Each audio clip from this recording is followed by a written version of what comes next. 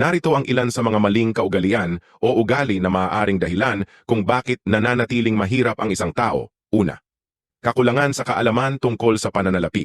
Hindi pag-aaral ng tamang pamamahala ng pera, pagbabadyet at pag-iipon. Pagwawalang bahala sa mga mapagkukunan ng kaalaman tulad ng libro, seminar o payo mula sa eksperto. Pangalawa, pag-ubos ng kita, pagkakaroon ng isang kahig, isang tuka na pamumuhay.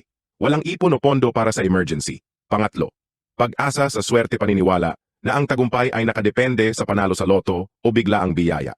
Kawalan ng konkretong plano para sa hinaharap.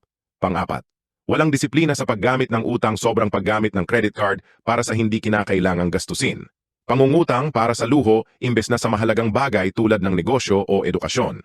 At ang panglima, pagbaling ng sisi sa iba, laging isinisisi sa gobyerno, pamilya o ibang tao ang kahirapan.